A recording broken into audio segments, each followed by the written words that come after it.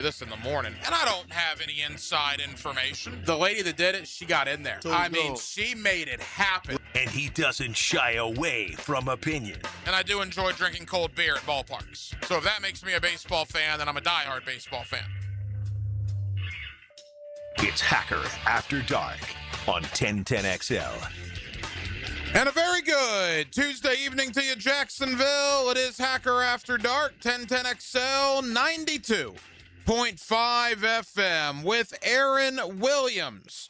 The Hacker Ryan Green with you. Glad you are with us. A Tuesday night that finds us once again in the middle of the NBA playoffs. Philadelphia and Boston right now.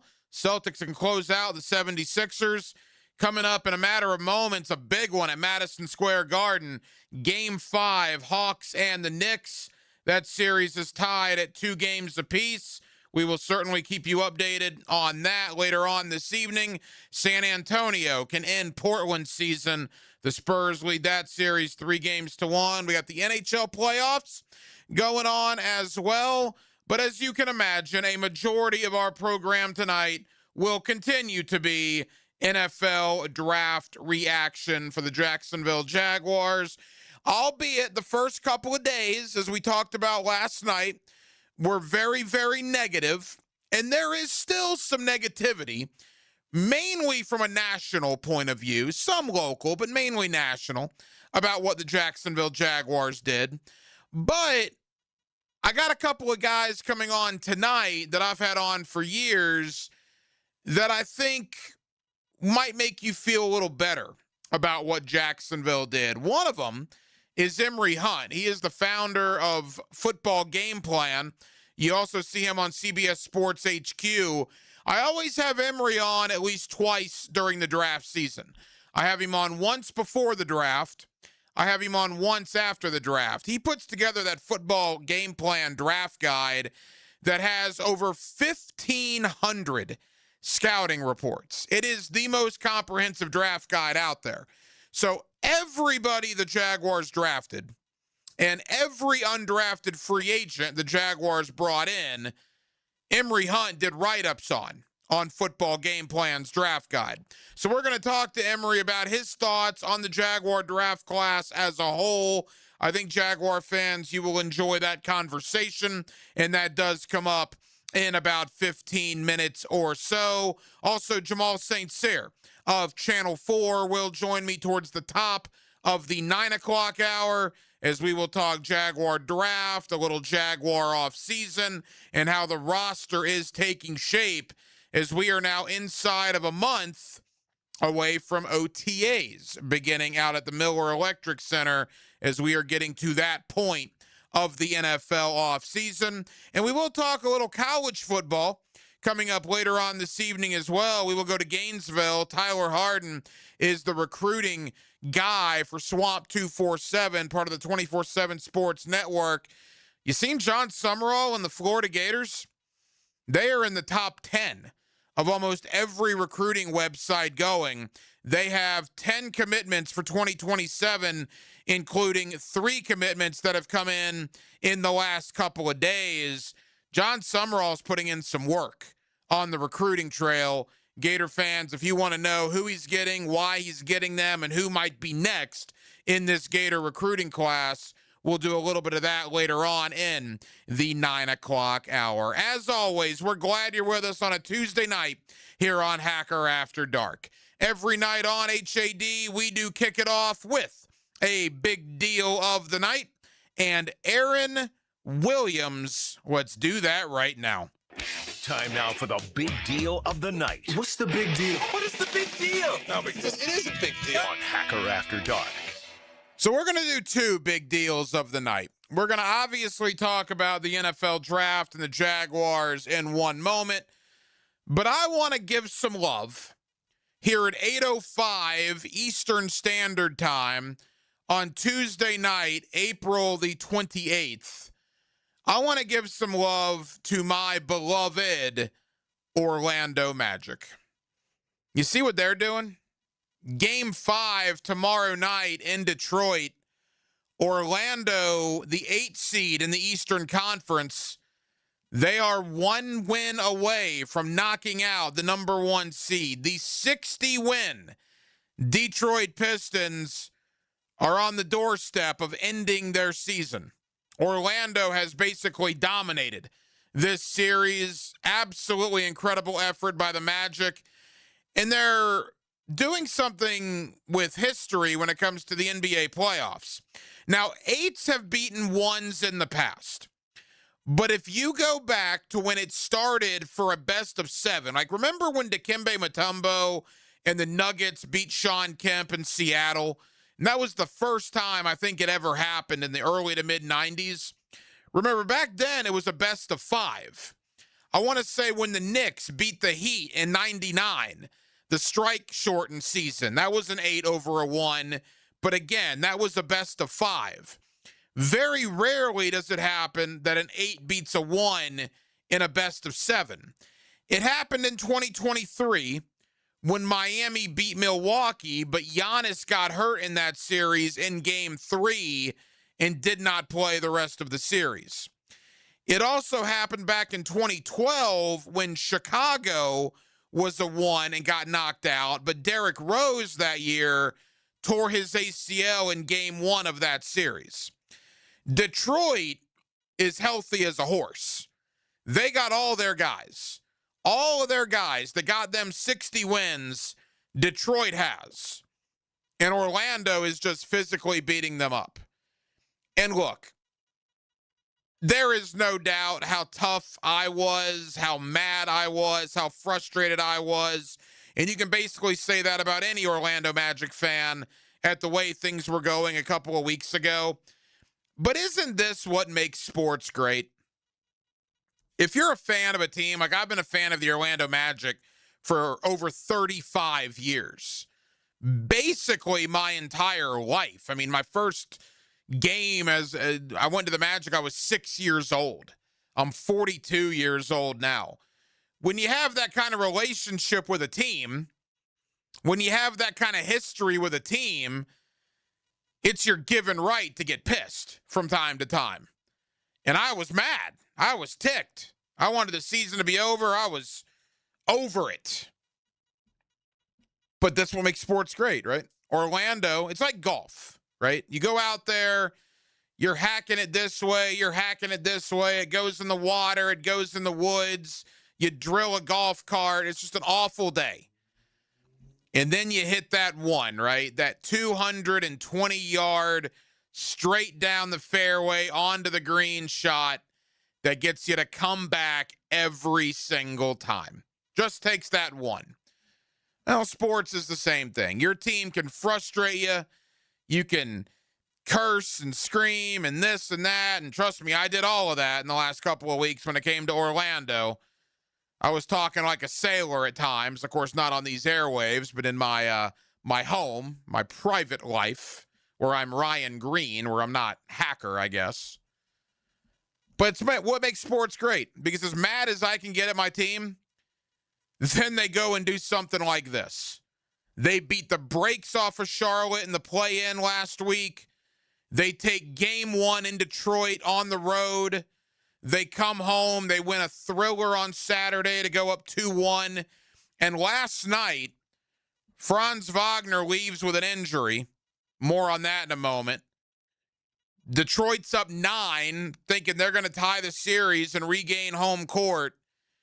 And Orlando just battles and battles and battles. And then Jamal Cain decides to put Jalen Duren on a poster. Ooh. I mean, a poster. You want to talk about a highlight in the NBA playoffs that you will see for the next 5, 10, 15 years? That Jamal Cain dunk last night was filthy. You want to talk about taking Jalen Duren's lunch money. You want to talk about putting him in his place. Holy cow. What a dunk. I'm sure you've seen it. It's been all over social media, Sports Center, etc. And here Orlando is. They're 3-1 up. We don't know Franz Wagner's status. It's a calf strain. And those things are terrifying in today's day and age, because whenever you hear a calf, where does your mind go? Your mind goes to the Achilles. So if I'm Orlando, I'm not playing Wagner tomorrow. I'm hoping I can get him as healthy as I can for Friday because the pressure's still on. Look, Orlando's been here with Detroit before. Orlando was up 3-1 on the Pistons. Tracy McGrady and the Magic back in 2003. Detroit is actually one of the teams that has come back from 3-1 down against Orlando. Now, that was 2 decades ago. Some of these guys that are playing weren't even alive in 2003. But there is a history there with these two teams. All Detroit has to do is win tomorrow at home, and then all the pressure's on Orlando in Game 6. Because if you don't win in Orlando in Game 6, that means you got to go back to the Motor City for a deciding Game 7. So as happy as I am, they're up 3-1.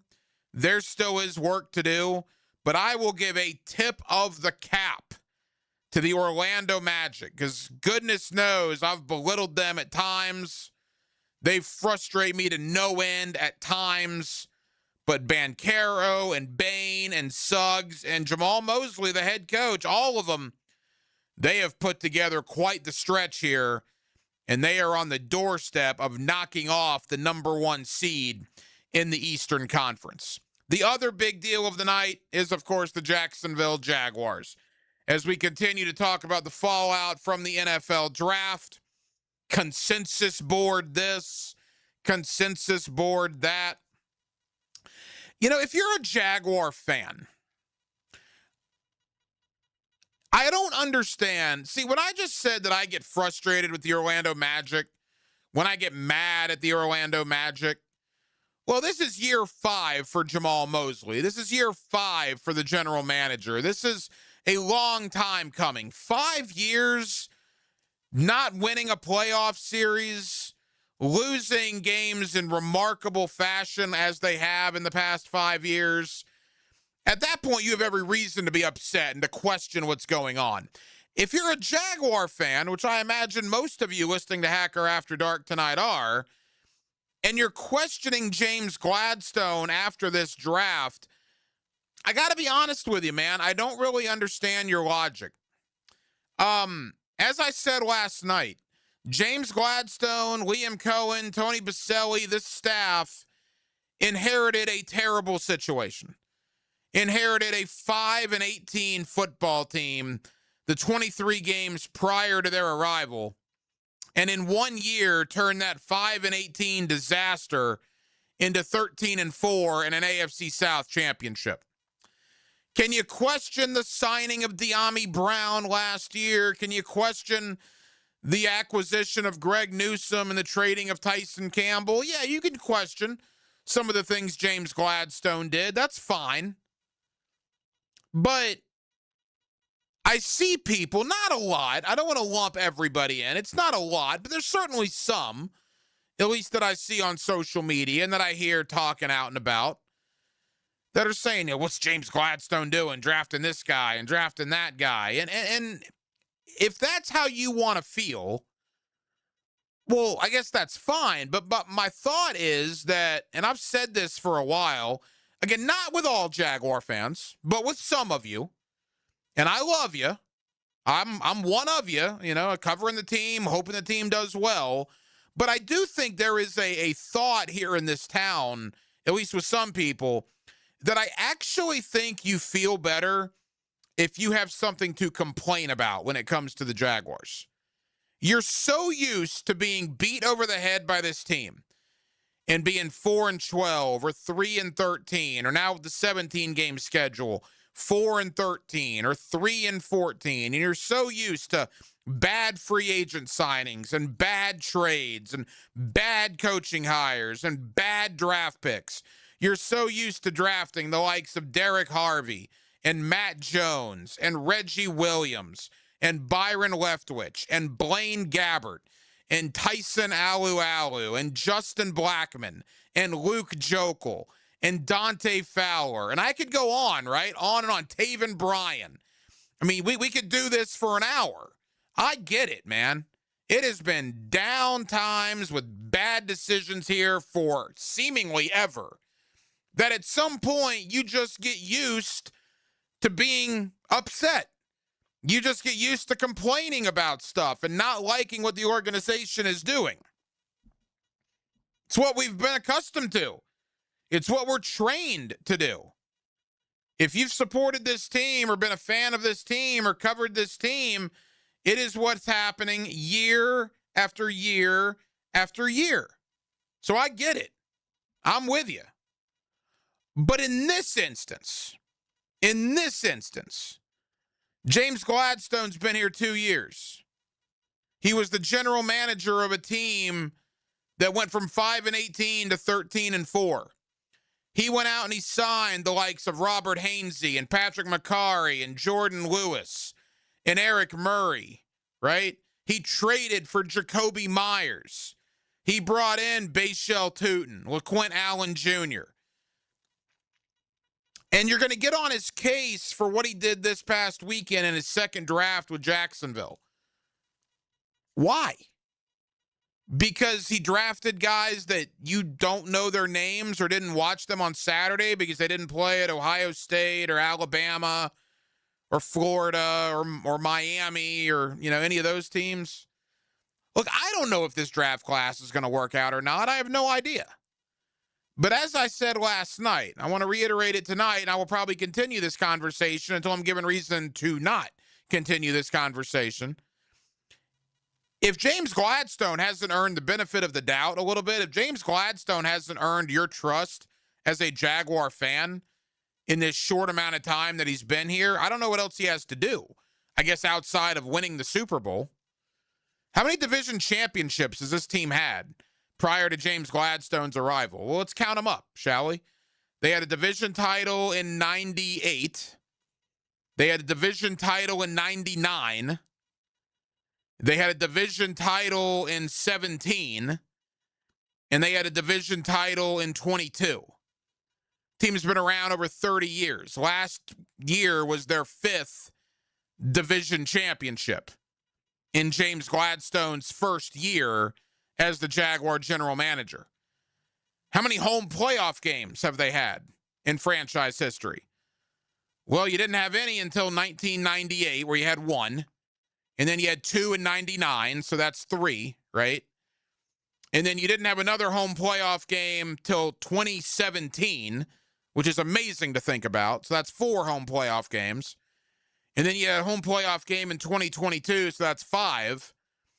And then this past year, 6 home playoff games in franchise history, one of which happened in James Gladstone's first year.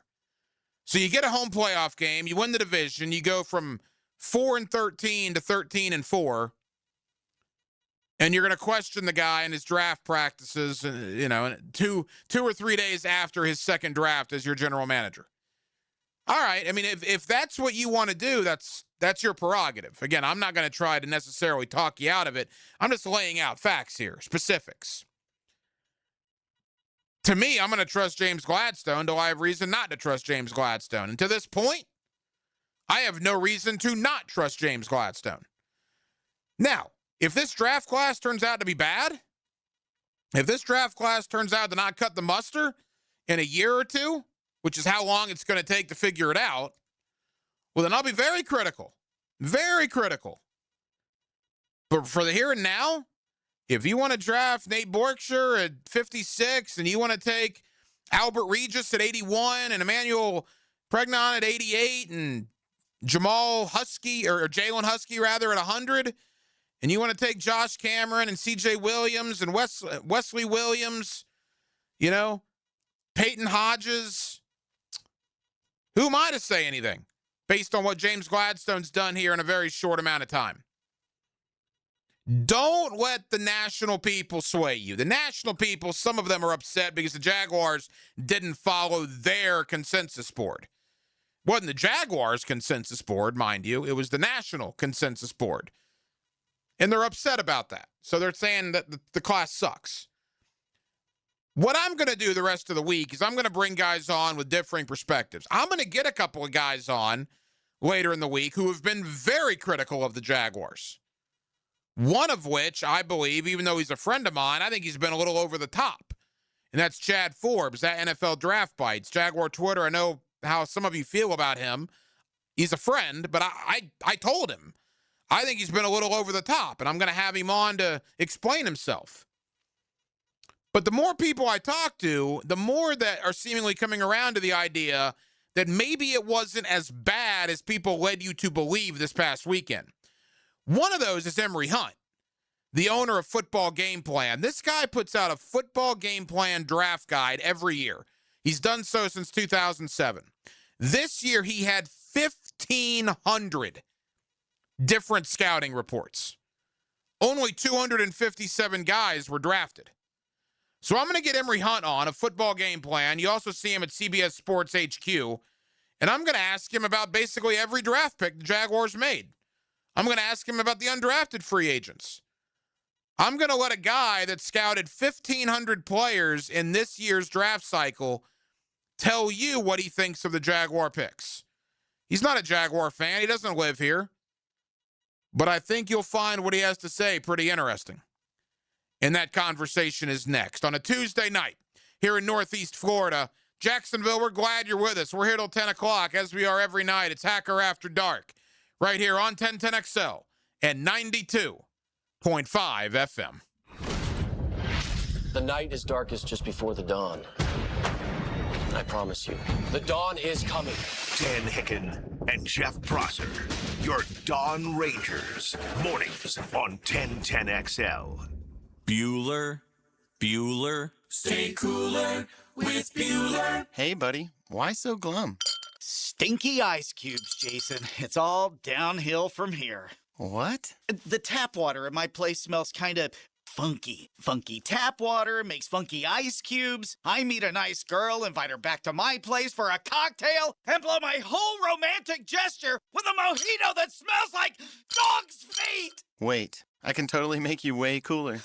I'm not taking your charity ice cubes, Jason. I have my pride. Your pride is safe. Our plumbers can be at your house the day you call and install a whole home water purification system. Water tastes better, dishes come out cleaner, even your hair feels better after you shower. Ooh, the ladies love a man with soft hair, don't they, Jason? Life moves pretty fast. If you spend every day worried about the water in your own home, you could miss it. Stay cooler with Bueller. Visit BuellerAir.com. Don't miss the Bari Breakdown with Dr. George Bari on XL Primetime, Wednesdays around 1:35 for the latest in sports injuries from all the big names in the game. Who's MIA, who's coming back? Dr. George Bari on XL Primetime, Wednesdays at 1:35 on 1010XL 92.5 FM. At the First Coast YMCA, you'll find much more than just a gym. We offer many ways to help you become more active, reach your weight loss goals, and find your inner strength. Membership at the Y includes state-of-the-art facilities, a huge variety of fitness classes, and programs for all ages. It's easy to join the Y since it's affordable for all incomes. The Y is a great place to make connections and experience something new.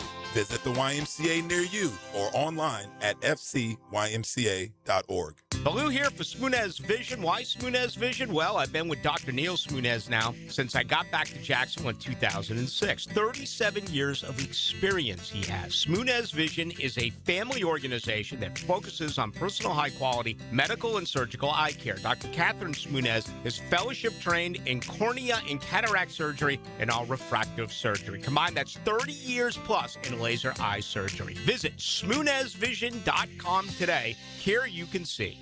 Catch Gators baseball all season long on 1010XL. Pitched by the personal injury attorneys of Farah and Farah, Randy Marion Cadillac of Jacksonville, and Renewal by Anderson Custom Windows and Doors.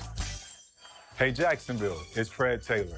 If you've been in an auto accident, you need a team who knows how to get you back on your feet and back to your life. At North Florida Medical Center, they don't just treat the injury, they treat the whole person, from physical therapy to pain management. North Florida Medical Center has a team of experts ready to help you heal and recover. I trust the team here at North Florida Medical Center, and you can too. So don't wait. Call North Florida Medical Center and get the care you deserve.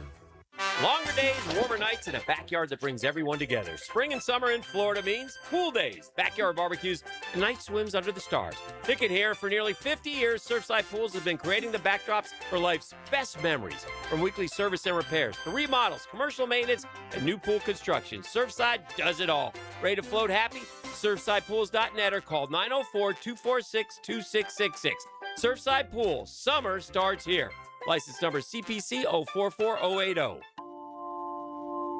Tom McMahon is here for Armstrong Fence Company, a locally owned and operated business on the First Coast for nearly 20 years. Known for reliability, quality craftsmanship, and professional service, Armstrong Fence handles it all, from big projects like stadiums and schools to your very own backyard. They build a wicked strong fence, and they do it right the first time. When you need a fence in Jacksonville, trust Armstrong Fence Company. Yeah, we did the fence. Mark Watson with Hardball Creative. Now's the perfect time to order Logo coffee mugs, or maybe a Logo Stick brand tumbler. They're seriously ice cold and look great with your company logo. HardballCreative.com. Hardball Creative. Hardball does it all. 1010XL, presented by Farah and Farah, exclusive injury law firm of the Jacksonville Jaguars. Still present, ready. Farah doesn't flinch. Here's another call on the 1010XL hotline, driven by Key Buick GMC, home of the lifetime powertrain warranty.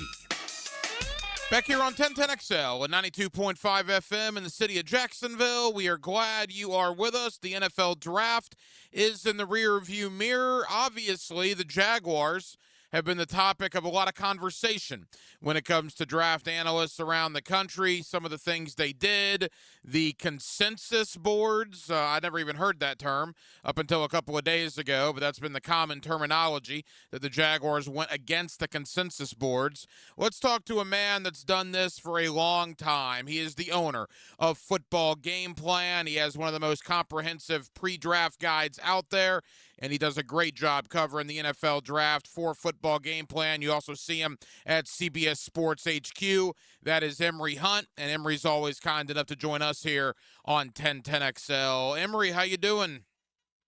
I'm doing fine, man. I appreciate you bringing me on. Hey, Emory, thank you for the time, as always. All right, consensus boards. That's been the common thought, that the Jaguars went against the grain for what a lot of people thought coming into this draft. First and foremost, your thoughts overall on, quite frankly, Emory, I guess the national negativity when it comes to what the Jaguars did in Pittsburgh. You know what's interesting about that conversation, Ryan, is the fact that when you look at the draft, I've always viewed this as a talent acquisition process. Which essentially it is. Now, if we're talking about a team that won double-digit games, went to the postseason, there are not a lot of holes on this roster. So they came into the draft probably drafting for depth more so than anything, and guys that have a pathway to potentially start down the line. So for them, it's like, hey, we don't have a first-round pick. We're picking lower in the second round or lower in the draft. We could draft for depth. We could draft for guys that we feel like can help us out in situational moments. So if people look at it from that lens, then you can see why they went with certain players. Now, certain players, whether you have a higher grade on a guy or not, that's neither here nor there. But I understand the logic, because no first round pick, very good start in 22. In a situation where they felt like they can go get guys that fit their scheme. And that's how you're supposed to attack a draft, in my opinion. Get guys that fit your scheme, regardless of what everybody else around you think. That's both media and other teams. And you got to go out there and play ball. If they feel like they got guys that can play within their scheme, that they can win games with, then I'm all for it. Emory, we had you on in the pre-draft process. We talked about your draft guide, and it was massive. I mean, you studied a ton of these guys, and like I said, I think it's the most comprehensive pre-draft guide out there every single year at Football Game Plan. Let's start diving into some of the Jaguar picks. First and foremost, at 56, the guy that got a lot of the, I guess, venom for what the Jaguars did was Nate Borkesher, the tight end from Texas A&M. Some people had him in the 130s, I guess. What was your overall thought on Jacksonville drafting Borkesher? I think he's a good blocker, good inline player. He was my number 6 inline tight end. I think in the short to intermediate passing game, he's solid, on in-breaking routes. I think he's utilized in the red zone. So, he does all those inline blocking things rather well. I feel like he sort of meets expectations as a route runner. Nothing overly spectacular or dynamic, which is fine. But, he's not the what people fall in love with the tight end position. Like, he's not going to be your, Kyle Pitts or one of those type guys. I think what happens is he's going to be a 25-year-old rookie. And we've seen this also be a theme here with them in terms of the age of some of these players, whether you talk about Borkshire or even their 7th-round pick in Zach Duffrey. So, a guy that's 25, how much upside? I think that's mostly where the issues came with the Borkshire pick, is because of him being 25 years old and without any wowing traits, and you took him in the 2nd round. I think that's why we've seen the head scratching coming from a lot of people around the landscape. Emory Hunt is the owner of Football Game Plan. You also see him at CBS Sports HQ, and he's with us here on 1010XL in Jacksonville. They doubled up at tight end, Emory, not only Borkshire in round 2, Tanner Koziel in round 5 out of Houston. And the interesting thing about Tanner is he's almost the exact opposite. What Borkshire gives you in the blocking game, Koziel will not. But Koziel catches everything. I think he had like 75 catches or something ridiculous last year. Plus, he's a 6'7", 255-pound target. What did you make of the Jaguars doubling up at the tight end position? It shows you what the mindset is. So you got an inline guy, you got a H-back type, and to go pair up with Brenton Strange, who's already on the roster. I think is a very good player in his own right. So you kind of got like the holy trinity of the tight end position. That's how I graded inline, flex, and H-back. So I could see the vision. And you're right about his catching ability. He has like a large catch radius, and a lot of his catches were contested, because he doesn't separate. He's not overly explosive or anything like that. And I feel like when you're asking the block, got to get better knee bend. But I mean, that's kind of going to be the issue for a guy that's 6'6", 6'7". But in terms of catching the football, red zone target, keep in mind what we're seeing here for the first 2 tight ends. Like, we're talking about guys that are very good in the red zone, underutilized in the red zone. So you can see the mindset of why they went with these 2 players.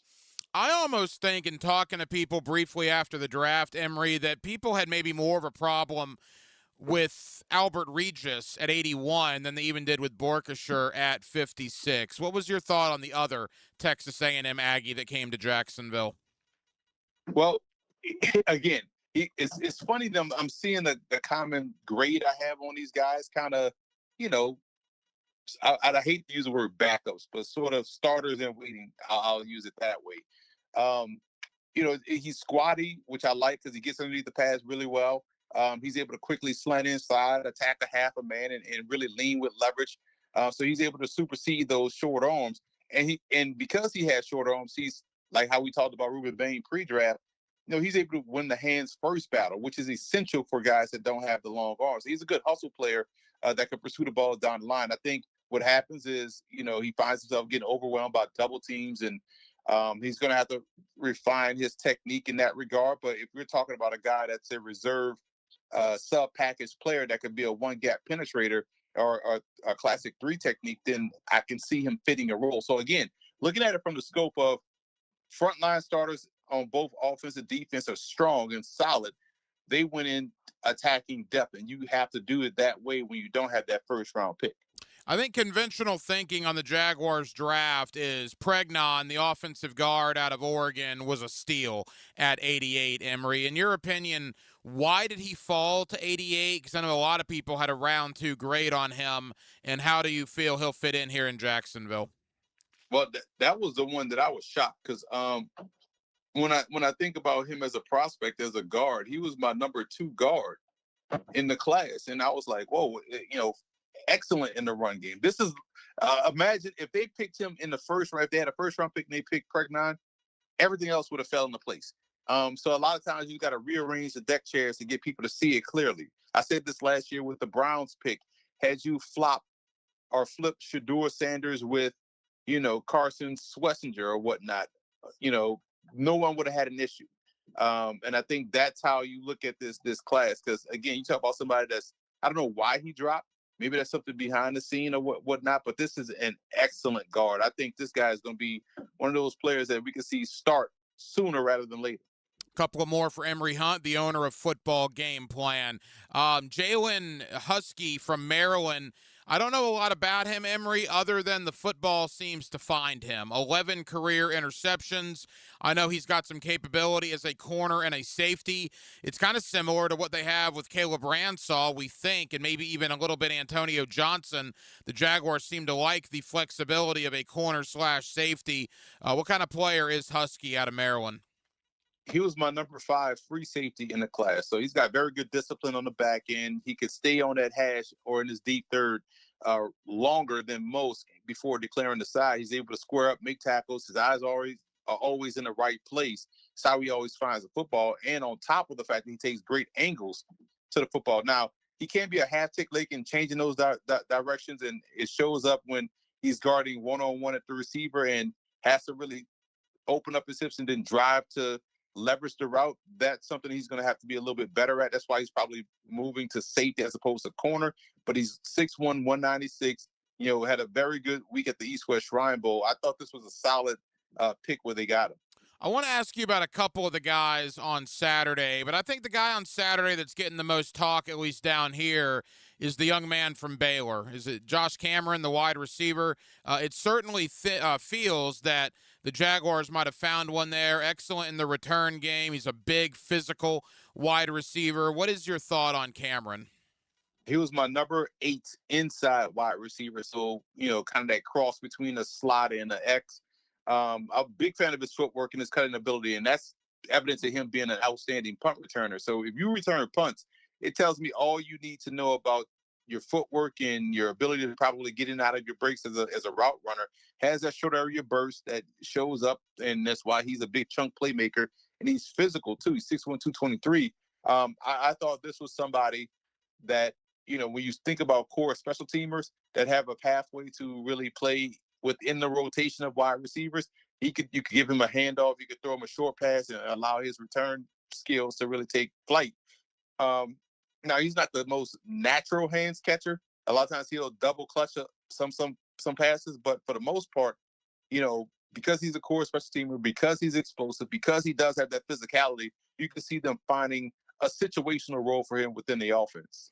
Emory, they drafted 6 guys on Saturday, and the first of those 6 they actually traded up for, and that's Wesley Williams out of Duke. I'll be honest, in the days since the draft, we've talked so much about a lot of the other guys. I really haven't talked about Wesley Williams out of Duke. What was your thought on him? I have a higher grade on him than I do on Durfee out of Washington. Wesley Williams was my number 15 edge rusher. Above average change direction skills. He could stop, start, track, and retrace rather well. He got the fluid hips to bend and accelerate on a quarterback. And when he's rushing from, a 7-tech or a 9 technique, you could see that, manifest itself. And I think the fluidity to drop back in the short zone coverage also yields itself well. He's a good pursuit player, can chase the run going away. He'll end up making a lot of plays in the run game that's coming at him, as well as pressuring the quarterback. So he does a lot of things rather well. I thought he was one of the more underrated defensive ends, edge rushers in the class, and was shocked to see him go this late in the draft. As we begin to wrap up, Emory, the 7th round picks, you mentioned Durfee a little bit out of Washington. I think people are intrigued by what he could potentially become. And then I didn't know anything about Parker Hughes, so I'll plead ignorance on this. But in talking to people about him, apparently there were a lot of teams, I was told, that prioritized him in round 7 because there was going to be a bidding war for him in undrafted free agency, basically because how many linebackers that you see can run 4.4 40-yard dashes. Any thought on either Durfee or Hughes? Well, for Hughes, I was at the College Gridiron Showcase, and he was one of the standouts there. He's an assertive player in all aspects of the game. You can tell he played a lot of football in his career, so he's never surprised or caught out of position. So he's a disciplined player in that regard. He's an above-average tackler, good lateral quickness and agility. And when you think about Middle Tennessee, they've produced a lot of good football players on defense in the last 3 draft classes. So this is something that I'm not shocked to see. I just like to see him get a little bit more consistent and taking on blockers in the hole. But as a weak side linebacker, he won't have to do that as much. I will say this, though. To add to the draft class, because the Jags announced some of their undrafted free agents, Ben Patterson of UT Permian Basin, phenomenal receiver. That's a sleeper right there to keep an eye on. Trevor is a very tough, physical, workman-like effort type guy. Jim Obidegwu, phenomenal offensive lineman out of North Texas. That's one to keep an eye on. Jamari Taylor, I covered a lot of his games when he was at North Carolina Central. I'm a big fan of what he does in running the football. Preston Hodge out of Colorado. So when you kind of look at all of this, the Jags actually did a very fine job in acquiring talent, in my opinion. Emory, as we begin to wrap up, again, Emory Hunt, the owner of Football Game Plan. You also see him on CBS Sports HQ. You're one of the guys in the draft industry. That's why we have you on every year. And not to put words in your mouth, but in talking to you for the last 15 minutes, you seem to be a little higher on what the Jaguars did than maybe some of your colleagues. I guess because I'm a positive person by nature, and because I grade over 1,200 prospects a year, and also go to all 9 All-Star games. I've seen these guys. So when people, get negative about certain prospects, I wonder how much have they watched or seen them. Now, outside of the top 60, most draft analysts in the media are out of their element. You know what I'm saying? So when they see someone, like a Wesley Williams, like, well, who the heck is that? Or they see someone like a Parker Hughes, I know for a fact they wasn't there at the College Gridiron Showcase, so they have no clue who that is. And all the undrafted rookie free agents that I brought up is like, they really poo-poo on these players. But, man, you see all of these guys. Like, again, Garrett DiGiorgio may end up getting drafted tonight in the CFL draft. So that's something else that people are sleeping on. So, for me, I just always see the big picture. And there's a lot of good football players. And when it's week 9 and one of these guys, like Regis has 3.5 TFLs in the game, nobody's going to care that they took him in the 3rd round. Again, that's why Football Game Plan is the most comprehensive, in my opinion, pre-draft NFL guide out there on a yearly basis. Emory Hunt is the owner of Football Game Plan. Emory, what is the game plan for you now over there at Football Game Plan? Are you recapping 2026, or have you guys already moved on to 2027? Recapping 2026, we got the CFL draft tonight, and we're going to take a look at the 2027 class starting next week when I, perhaps head up to the to Canada for their All-Star game, the East-West Bowl, which takes place before the season. So that's the turning page to 2027. But right now we got CFL draft, we got UFL coverage that we're still doing, and we're recapping the 2026 NFL draft as well. So they can still go get that draft guide, because it's very useful, not only for the draft, but for preseason football as well.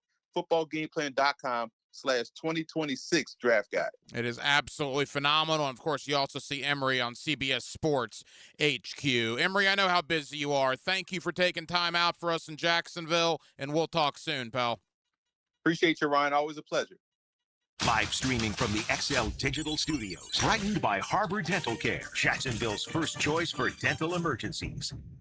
Awaken 180 weight loss. Awaken 180 weight loss. Hacker here for the best weight loss program that I've ever been on, and the results speak for themselves. Over 100 pounds lost thanks to Awaken 180. Look, I tried other plans in the past. I tried other diets in the past. They just simply didn't work for whatever reason. Awaken 180 kept it simple. I met with a coach every week, got the knowledge, got the guidance that I needed. Another really helpful thing was there was no shots, right? There was no medication, no appetite suppressants, because at one point or another, the shots are going to stop or the medications are going to stop, and then what do? Then you're on your own, right? Well, not with Awaken 180, because you have a coach, you have maintenance, you have coaching for life with Awaken 180 weight loss. Go to awaken180weightloss.com. That's awaken180weightloss.com, or call 844-346-1800. If it's time for you to drop the weight like it was for me, do what I did and get hooked up with the great folks at Awaken 180 Weight Loss. Credit card interest rates are now over 29%. Most people are only making the minimum payments, so they're getting nowhere. Hey, Prosser here, but here's what many homeowners don't realize. Using the equity in your home, you can easily access hundreds of thousands in cash. With Loan Pronto's Rapid Equity Loan, you can pay off your credit card, your existing HELOC, your car loans, or get money for that home improvement project, One client just got $100,000 approved and saved over $1,500 a month. Here's the best part. With Loan Pronto, you can do it all from your phone. With zero out-of-pocket, no hard credit pull up front, no appraisal, no long drawn-out bank process, and no touching your first mortgage. Rates are at a near 3-year low. Act now. Go to loanpronto.com. See how much you can get in about 60 seconds. Loan Pronto, 2,800 5-star Google reviews. Call 904-999-1508 or go to loanpronto.com. Equal housing lender, NMLS 1661781, NMLSconsumeraccess.org. Yo, ET here. And you know that on the field, preparation wins championships, right?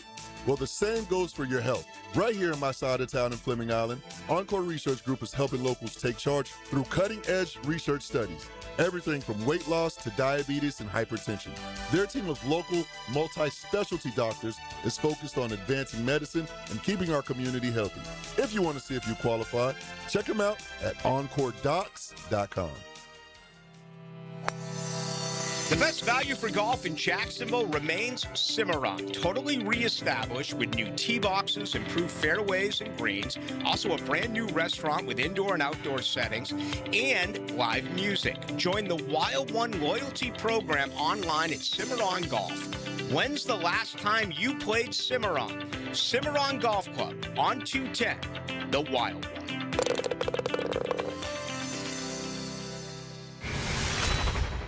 Looking for an exciting, fun-filled evening your whole group can enjoy? Discover the thrill of indoor football. Fast-paced, action-packed, and full of family fun. Be there as your Sharks take on the New Mexico Chupacabras Saturday, May 2nd at the VyStar Veterans Memorial Arena. Kickoff, 7 o'clock. Don't miss the action-packed halftime performance by Showtime USA.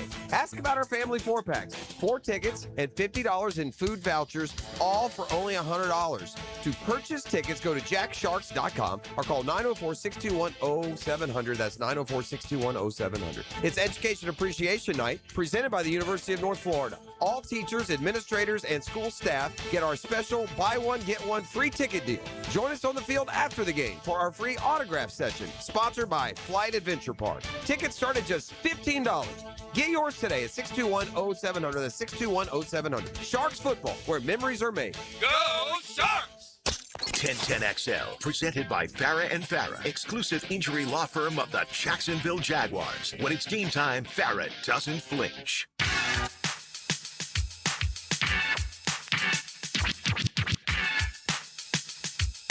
Hacker After Dark on 1010XL.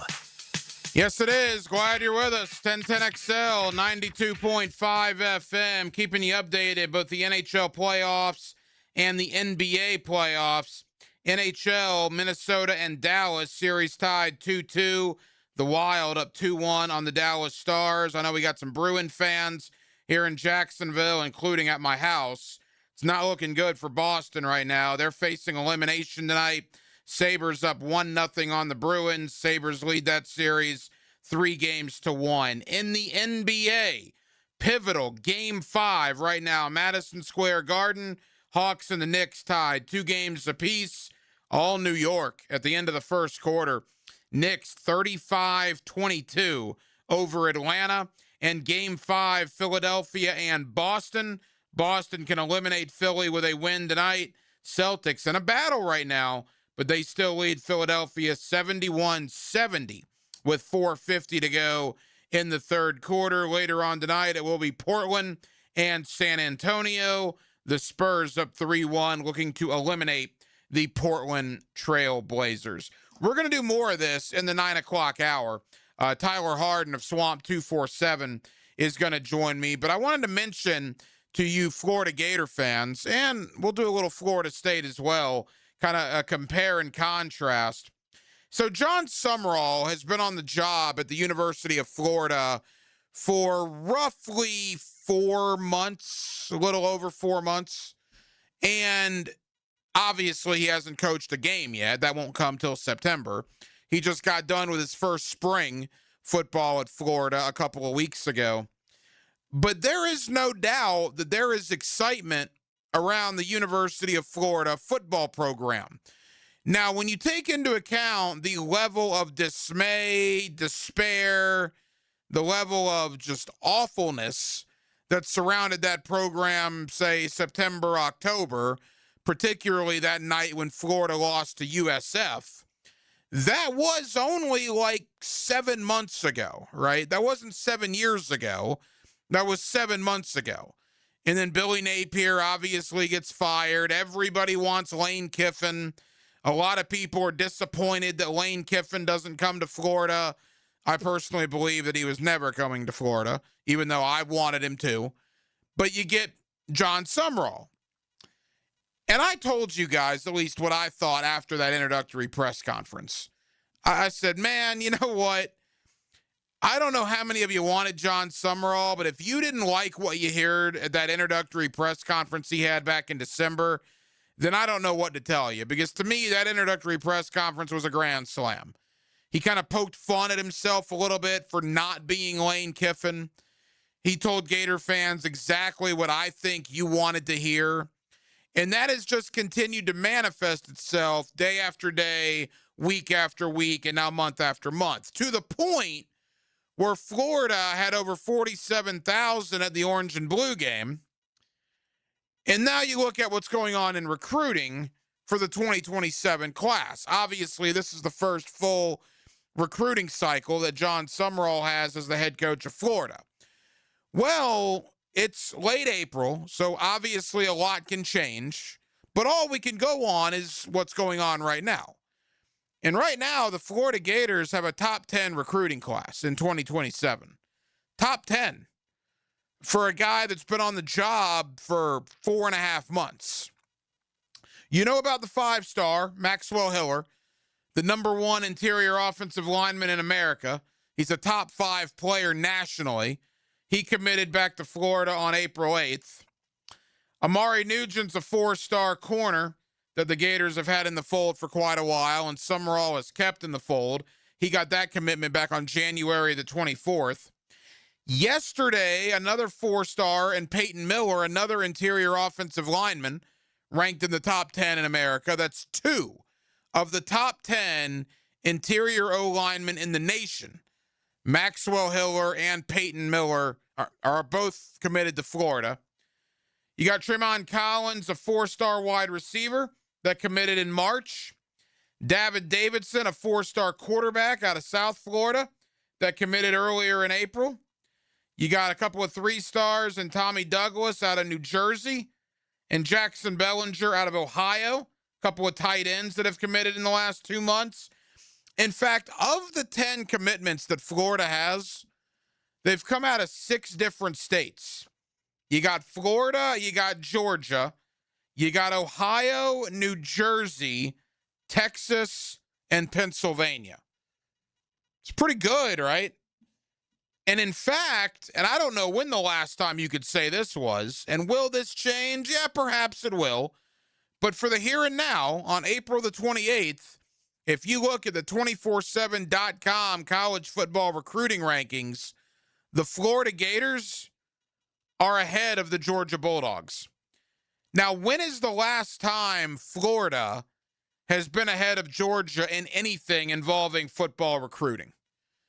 And for the here and now, that is exactly the case. By the way, Georgia 15th as of now, Miami 16th as of now. And then if you want to know about Florida State, the Seminoles, oh boy, I'm still scrolling. The Seminoles come in 33rd right now. They have 6 commitments, 1 4-star, and 5 3-stars. It's just interesting to me that Florida, coming off a 4-8 campaign, firing Billy Napier, bringing in John Sumrall, the level of excitement right now in Gainesville compared to the level of excitement in Tallahassee for the Noles, it's night and day. Could it be any more different? It's 180 degrees different. Now, we'll see if that translates in September. I mean, obviously that doesn't mean a hill of beans once the games start being played. But there's no arguing. You could be the most diehard, passionate Florida State fan alive. Your level of excitement for your football team compared to your neighbor's level of excitement who's a Florida Gator fan. I would imagine the Gator fan is probably a little more excited about the direction of their program than the Seminole fan is, which is amazing again, because Florida's coming off 4-8, which is horrible, and firing their head coach no more than 5 months ago. But kudos to John Summerall. He's kind of turning things around from a perception standpoint.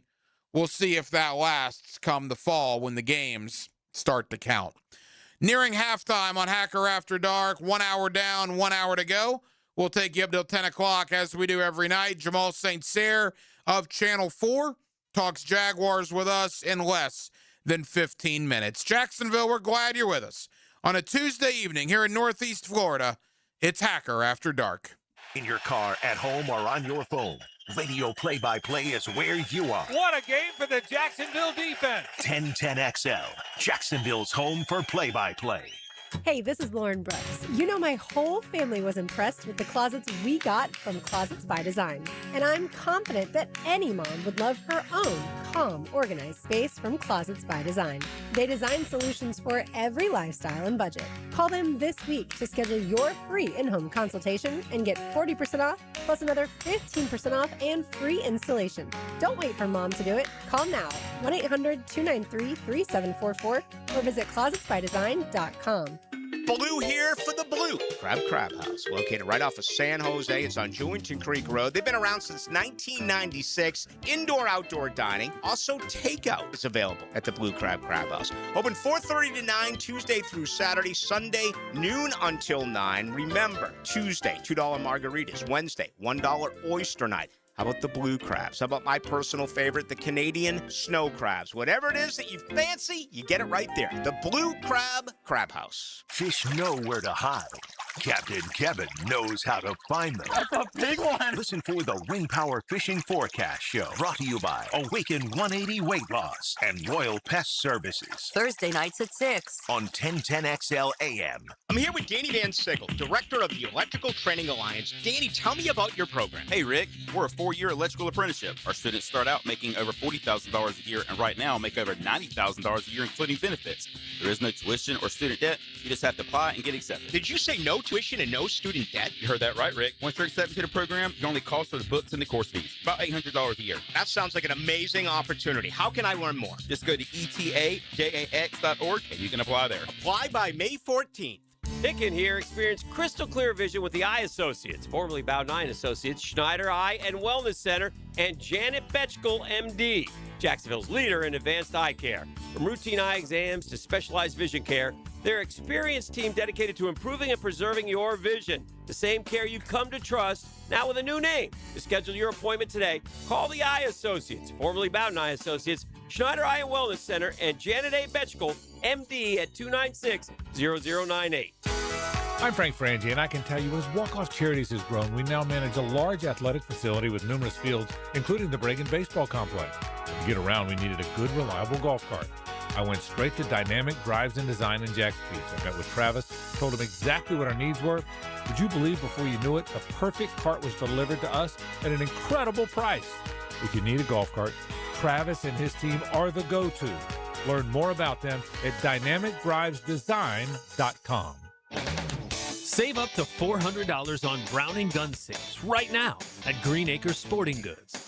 During the Browning tax refund rebate, get up to $400 back on select safes, built to protect your firearms, valuables, and peace of mind. Green Acres is Northeast Florida's largest Browning dealer, with the selection ready for you today. But don't wait, this offer ends April 30th. Shop now at greenacresporting.com and take advantage before it's gone. The long goodbye begins. A very special evening with Journey. Final Frontier Tour, Saturday, May 16th. ViStar Veterans Memorial Arena. The lights go down one final time. Tickets are on sale now at JourneyMusic.com. Journey. Final Frontier Tour. 1010XL, presented by Farah and Farah, exclusive injury law firm of the Jacksonville Jaguars. Focused, fueled, fearless, Farah.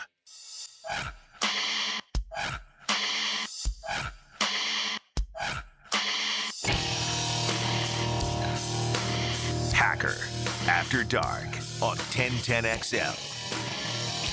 A good one shaping up in the NBA playoffs tonight. They're going to the fourth quarter at the TD Garden in Boston. Celtics looking to eliminate Philadelphia. They lead the series 3-1. They're up 86-85 heading to the fourth. So a good one brewing between Philadelphia and Boston. Sixers looking to keep their season alive. Big game at Madison Square Garden that the Knicks are running away with right now, although the Hawks have narrowed it a little bit. It's a 13-point game. Knicks up 43-30. That series tied 2 games apiece. Obviously, whoever wins a game 5 when the series is tied 2-2 wins that series an overwhelming majority of the time. Knicks up 13, 8 minutes to go in the first half. Later on tonight, Portland and San Antonio. By the way, the Bruins have tied it at 1. They are tied with Buffalo. Bruins looking to keep their season alive. The Sabres lead that series 3-1.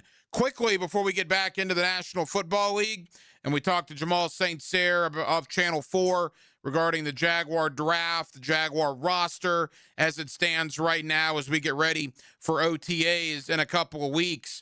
The Tampa Bay Rays were winners again today, 1-0 over the Cleveland Guardians. That's 6 in a row for Tampa, and the Rays now sit 18-11 on the year, only 1 game out in the American League East. The Yankees are 19-10. Tampa does it every year, man. Every year. They don't have the payroll of these other teams. Many would argue they don't have the talent of these other teams. But yet 30 games in, and albeit we're still early, although pretty crazy to think we're already 30 games in to the Major League Baseball season, their Tampa Bay is 18-11, only 1 game off the pace. We already saw Alex Cora get fired in Boston by the Red Sox. They've actually won a few in a row now. Red Sox still 7 games out, just 12-17 on the year. How about the Atlanta Braves? The Braves at 20-9, they are 7 games clear of everybody else in the NL East 30 games in. 7 games clear already. They got a 7-game lead on both the Marlins and the Nationals, and then the Phillies and the Mets are just awful. They're both 9-19. In fact, Philadelphia just fired their manager recently, so we've already had 2 firings in Major League Baseball with 2 of the bigger market teams, the Red Sox and the Phillies. Obviously, not a lot of patience, at least this season, less than 30 games in. And I almost said the Oakland. The Athletics, it still looks so stupid on all these websites. You got the Texas Rangers, you got the Seattle Mariners, you got the Los Angeles Angels, you got the Houston Astros, you got cities in front of all these teams. And then you just simply have the Athletics. They're a team without a home. They're playing in a minor league ballpark, I guess, in Sacramento, but they don't want to be referred to as the Sacramento Athletics, so they're just being called the Athletics. And you can call them first place right now in the AL West, which is crazy to think about. They're 15-13, a game and a half better than the Texas Rangers. One of the biggest surprises of the year are the Athletics, again, as we get ready to reach the 30-game mark for most of these Major League Baseball squads. Back into the world of the National Football League, back into the Jacksonville Jaguars. Let's talk draft, but let's also talk about where the roster is right now as we get to the late portion of April and we get ready for OTAs. The Jaguars are on the field for OTAs down at the Miller Electric Center in 3 weeks. Jamal St. Cyr of Channel 4 joins me next on a Tuesday night here in Jacksonville, Florida.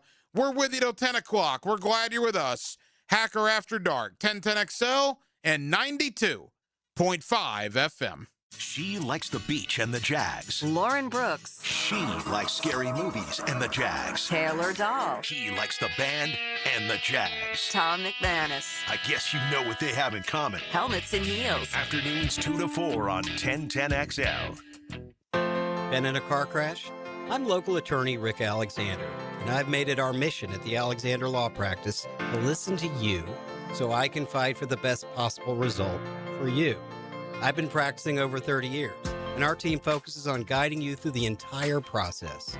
And because fees and reimbursement costs come out at the end of the case, I will never ask you to come out of pocket. For a free review, call 904-400-6600 or log on to alexanderlawpractice.com, Jacksonville.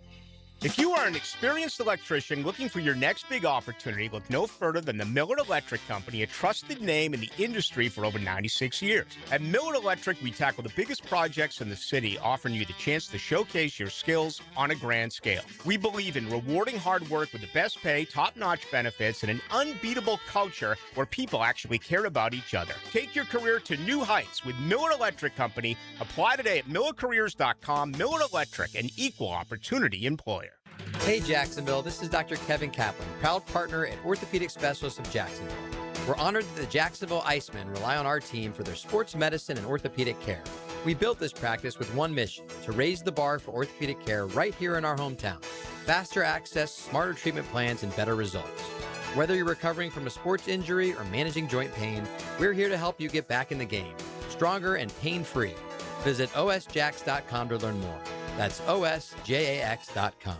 WJXL AM Jacksonville Beach. WJXL FM Jacksonville Beach. Lifetime Flooring. Jeff Breyer and Zach Breyer here with the Lifetime family of companies. Looking to revitalize and fall in love with your home again? At Lifetime Flooring, our family-owned team brings you top-quality flooring and bath remodels with the professionalism that big box stores can't touch. And Lifetime Enclosures will help you design and build what will become your favorite room in your home. This Easter, everybody will want to hop on over. Absolutely. So visit our websites or one of our showrooms today to experience the Lifetime difference and ask about our Easter specials. Lifetime Flooring. Spring is here. Is your yard ready? Lucas Tree Service, a family-owned business with over 45 years of experience, is Jacksonville's certified arborist for safe tree removal, trimming, and stump grinding for homes and businesses. Protect your property, boost your curb appeal, and enjoy expert service you can trust. Keep your trees healthy and safe before summer arrives. Schedule your inspection today at lucastreeservice.com. In the game of vehicle performance and reliability, Atlantic Infinity is always the top pick. This is Hayes Carlyon. Did you know that every certified pre-owned Infinity is inspected, factory backed, with a limited warranty, and gets the same championship level service as a brand new Infinity? Every mile will feel like first class. Check out their full certified inventory now at AtlanticInfinity.com or visit Atlantic Infinity off Atlantic near St. John's Bluff. Hi, I'm Sean Monahan from Monahan Jewelers in Atlantic Beach. Since 1977, we've been Jacksonville's local family jeweler, and this Mother's Day, we'd like to help you celebrate Mom with up to 40% off our entire inventory. GIA certified natural diamonds and lab-grown diamonds, beautiful colored gemstones, designer brands, custom jewelry design, and Monahan Jewelers offers interest-free financing on any purchase, so get something special with a payment you can afford. Come celebrate Mom with fine jewelry at up to 40% off at Monahan Jewelers in Atlantic Beach. How wide is home plate in baseball? Southern Oak Insurance is proud to continue offering coverage statewide. Financial stability makes Southern Oak Insurance a wise choice for your homeowner's insurance needs. Log on to southernoak.com. Our family protecting yours. Southern Oak Insurance. The home plate in baseball is a generous 17 inches wide, although most major league pitchers would think otherwise. Southern Oak Insurance. Our family protecting yours. 1010XL, presented by Farah and Farah, exclusive injury law firm of the Jacksonville Jaguars. Still present, ready. Farah doesn't flinch. Here's another call on the 1010XL hotline, driven by Key Buick GMC, home of the lifetime powertrain warranty. Back here on 1010XL and 92.5 FM in the city of Jacksonville. We are glad you are with us.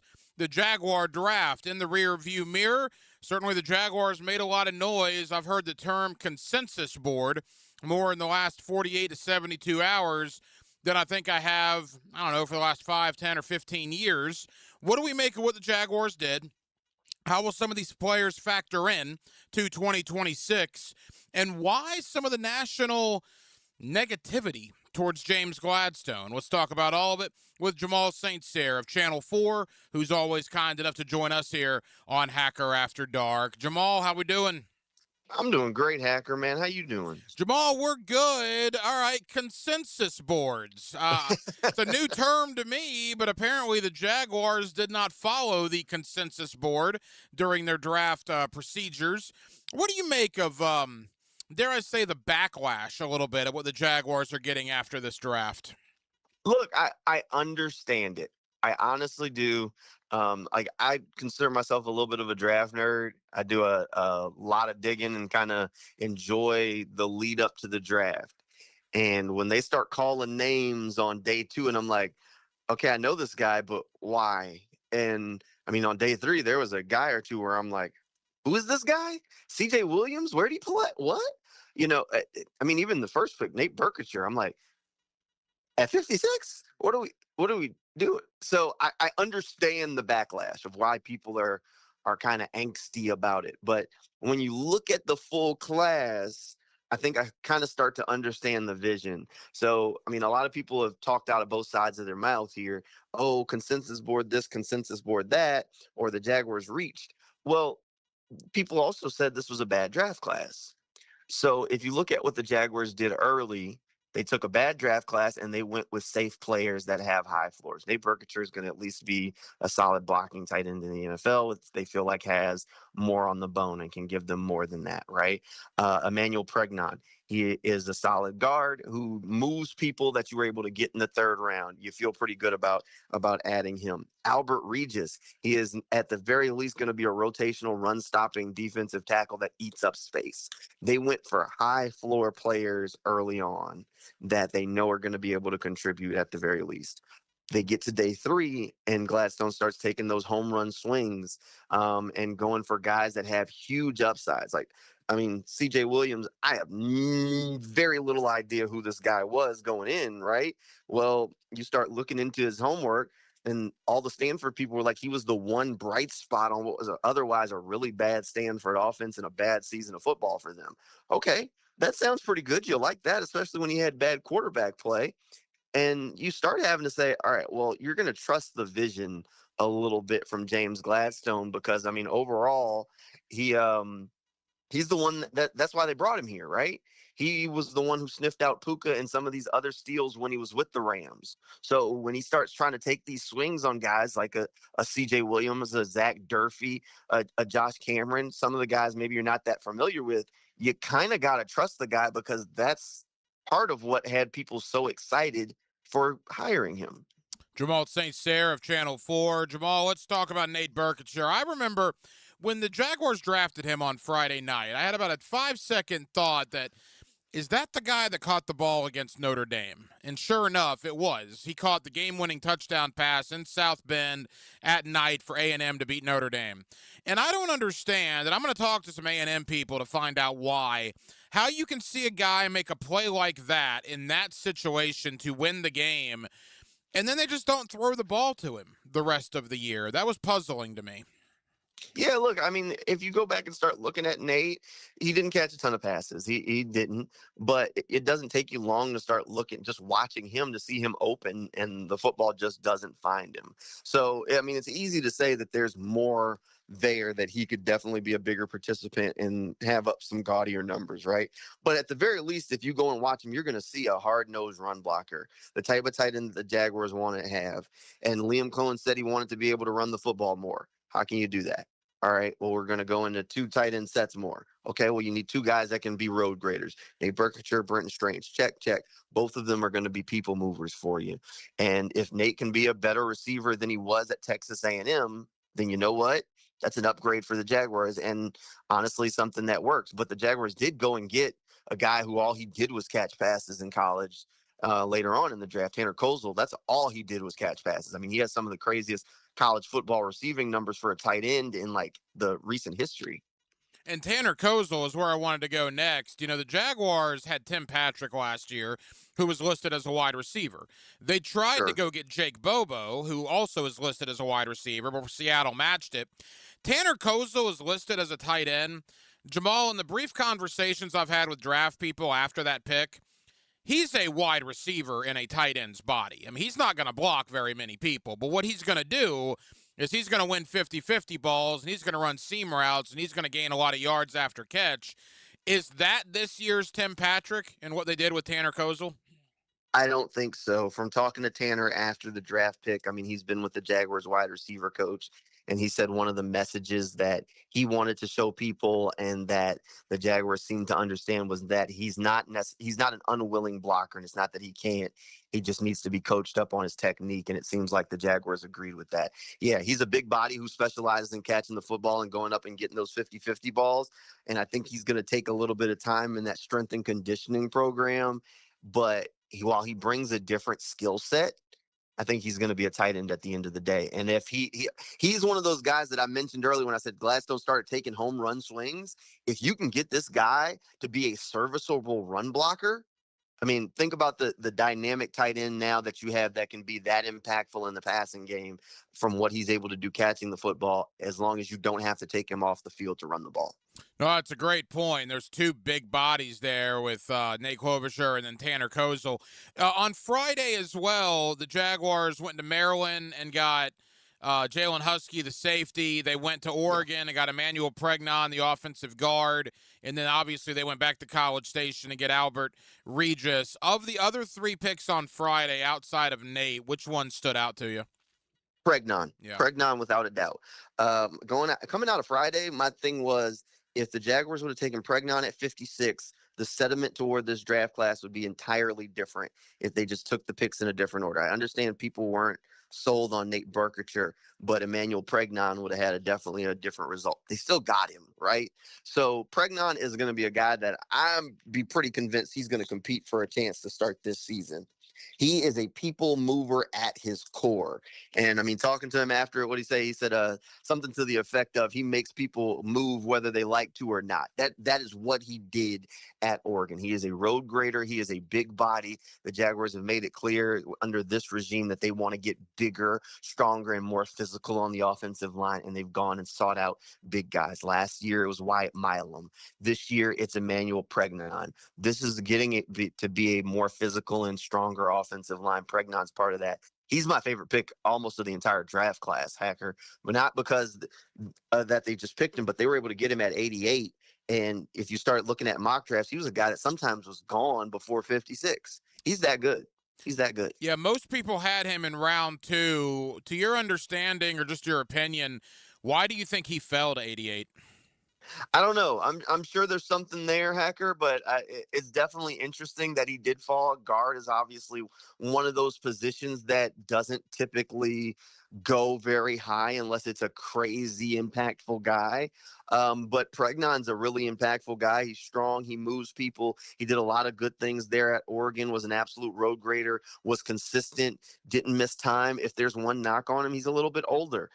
He's going to be 25 as he goes into his rookie season. But that's always been part of the MO that I expected from James Gladstone and company, because that's part of what the Rams did, was draft some of those older rookies because they expect them to be able to contribute day one.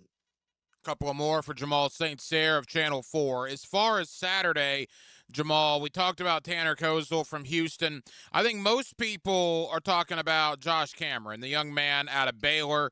Obviously, went viral with his reaction to getting drafted by the Jaguars with his family. Was a very, very cool moment. You mentioned C.J. Williams as well, but what's your thought on Cameron?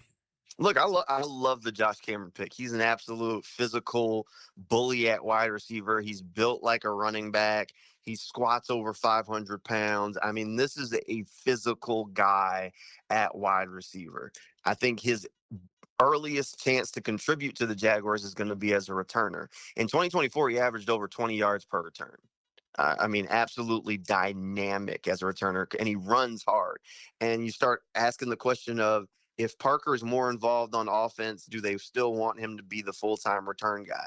If you don't, now you've got your guy that can at least spell him in situations or can go back there for kickoffs. Josh Cameron's going to be able to make that impact as he tries to get involved on the offense. And you know what? Again, he's so strong and compactly built that what Tim Patrick was giving them as a blocking wide receiver, Josh Cameron can give you some of the same things. You know, round 7, Jamal, is what it is, although last year the Jaguars got Jonah Monheim and LaQuint Allen Jr. in round 7, so those would be 2 check marks. Round 7 this year, I don't know much about Parker Hughes other than in talking to a couple of draft guys. They told me that there were a lot of teams that wanted to draft Hughes in round 7 because they thought a lot of people were going to prioritize him in undrafted free agency. So the Jaguars were the ones to do it at 240. Take that for what it's worth. The linebacker runs a 4.4 40-yard dash. Zach Durfee's the one that's interesting because there are a ton of people that believe there is something there. He had injury problems in 24, really started showing what he could do in 25. He's a 6'5", 250-pound edge guy. Talking to folks, they seem to like Durfee's upside a little bit. Yeah, look, the Durfee's definitely a favor amongst that scouting community as a guy that you probably haven't seen his best football. If he doesn't take you long to look at his story to really figure it out. He was out of sports for a little bit. He had an injury going into his senior year, missed his senior year of football, was trying to get on as a college basketball player, didn't really work out, took a year away from sports, gets back in because he got the itch, goes to a small junior college, plays, balls out, doesn't even start for them, just a rotational pass rusher, has double-digit sacks, gets the offer, gets called up. Look, it just didn't work out necessarily at Washington with the gaudy numbers, partially because of that injury where he's just really getting back to himself. But he's a guy that passes the eyeball test. And when you see some of the bursts and some of the things he can do, you say, oh, there's definitely something there. He's another home run swing at it. And you mentioned Parker Hughes. If you look at the numbers that he put up at Middle Tennessee, they're absolutely crazy. You say, oh, plus he ran a 4.4 40. Oh, by the way, the 225 bench press he put up at his pro day would have been second for linebackers at the combine. So you're telling me he's big and fast and he hyper produced when he was given the opportunity. Sounds like a guy you want to take a swing at. And that's exactly what they did. I think it was a really good swing. We'll see what Parker Hughes turns into if it turns out to be another home run. But that's the kind of guy that they were looking for, these home run swings. You're not going to hit on all of these guys, right?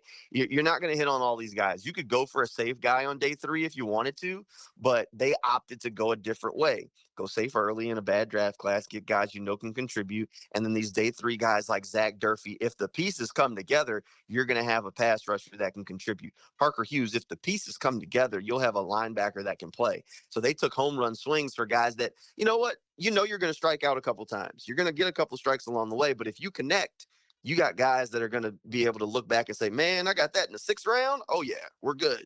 Hey, Jamal, as we begin to wrap up, the biggest winner of the weekend was Ventrell Miller, correct? You'd think so. You would think so. I wouldn't rule out a little competition coming at a couple of those roster spots still. I mean, keep in mind how they managed the roster last year. They drafted and then right after kind of went to that veteran free agent market and picked up a couple of guys. But if I was going to lean the biggest winner of all of it, I'd probably say Bashal Tutin. The running backs know they're kind of going to have the opportunity to go and win this job. And I'd say Tutin still has the edge on Chris Rodriguez, even if it is just a slight edge. I think Ventrell's going to have to fight off a couple of the other younger guys that were on the roster last year, and it would not shock me if there was a free agent addition at linebacker before camp. Final question. Look, it's hard to say they're better than when they walked off the field against Buffalo because they did lose Etienne and Devin Lloyd. But as we approach OTAs next month, Jamal, are you happy the way this roster looks? That's an interesting question, Hacker. Yeah, it's tough to say if they're a better football team at this point. Here's what I would say. I don't feel worse about where the team is. And part of that is, yeah, look, Etienne was the bell cow running back, and that's great. But if we think back to that Buffalo game, Hacker, Tutin was the one that started gashing him in the run game, and we were all like, why'd you pull him? And they went back to Etienne, and the run game kind of stalled out again. Okay. They've gotten more physical in a couple of spots, especially in that tight end position, which was a spot where they needed to find a way to improve. You got a healthy Trayvon Walker now. You got a healthy Travis Hunter. I don't want to say that I feel like they're better, but I don't feel worse about where the team is than I felt at that time. So the question always going to be, can Trevor pick up where he left off? And if he can pick up where he left off and you can get a little bit more out of Brian Thomas Jr. than you got last season, then this team's going to be in good shape. Jamal St. Cyr of Channel 4. Jamal, appreciate the time as always. Thank you, and we'll do it again soon, pal. For sure. Anytime, Hacker. Ready to ride, guys? Driving all over Duval with sports talk made just for Jax. Fasten your seatbelt. This is 1010XL. Have you tried a Form energy drink yet? You need to, and it's available at Gate. 4 great tastes, screaming free to Blue Blitz, Orange Fury, and Grape Smash. Form energy, natural flavors, natural caffeine, and electrolytes for hydration are a perfect blend for energy and mental focus. Find it at Gate.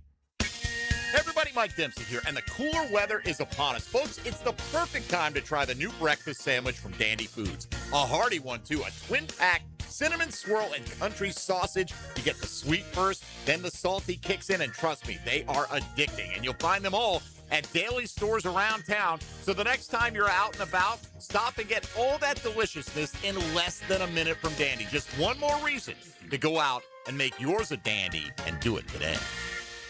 If you missed it, get it on demand. And you send those out on the line. Find your 1010XL favorites where you find podcasts and at 1010XL.com. Channel 5, Duck Duck Rooter Plumbing, Septic and Air Conditioning. Bueller.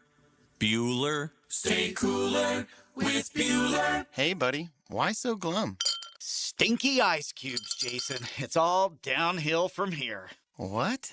The tap water at my place smells kind of funky. Funky tap water makes funky ice cubes. I meet a nice girl, invite her back to my place for a cocktail, and blow my whole romantic gesture with a mojito that smells like dog's feet. Wait, I can totally make you way cooler.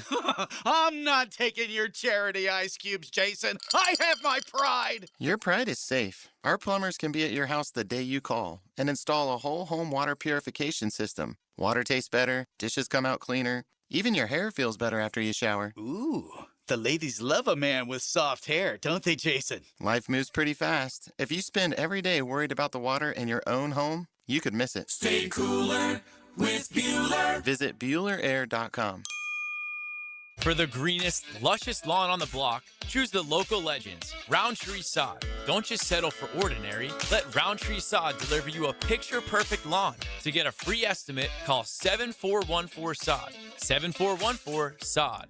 1010XL, presented by Farah and Farah, exclusive injury law firm of the Jacksonville Jaguars. When it's game time, Farah doesn't flinch. Now, the Monahan's golden moment. Monahan Jewelers in Atlantic Beach, your local family jewelers.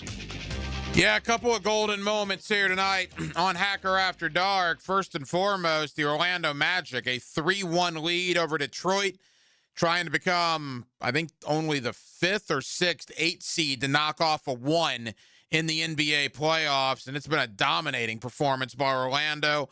We'll see what happens Game 5 tomorrow night up in Detroit. Also, one of the golden moments this evening is the Jacksonville Jaguars. As the draft recap continues, as we start to center in not only on what the Jaguars did during the draft, but on what the roster looks like now as we head into OTAs. And remember, after the draft last year, Dennis Gardeck, Emmanuel Ogbah, DeJuan Smoot, Austin Johnson, they added quite a few veteran free agents after the draft a year ago. Will we see that again? Well, we will wait and see, but certainly one would think perhaps a veteran free agent or two will be added to the roster in the coming weeks. Boy, what a weird NBA playoff series. Philadelphia, Boston. Boston up 3-1. They won both games in Philly. Philly's only win was in Boston in Game 2. Philly's going to beat Boston tonight to force a Game 6. The home team is 1-4 in this series. 1-4. It'll be Boston up 3-2. Game 6 back in Philadelphia. 76ers up 13 with 2 minutes to go as they will extend their season. Knicks up 16 on the Hawks at halftime. Winner of that game will take a 3-2 series lead. Coming up next, let's go to Gainesville. Tyler Harden of 24/7 Sports, Swamp 247. Gator fans, have you seen what John Summerall is doing on the recruiting trail. Well, if you haven't, you better start paying attention. He's got Florida right now in the top 10 in America for the 2027 recruiting class. They've gotten 3 commitments in the last couple of days. They have 2 of the best offensive linemen in America committed to their 2027 class. Why and how is John Summerall doing this with a program that has not recruited very well in years past under Billy Napier?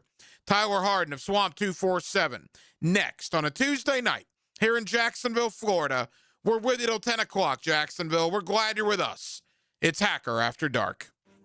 Some players have talent, others have heart. But tonight, I've seen players with talent who I didn't know had any. 1010XL. And others with heart who I thought only had talent. Where talent meets heart.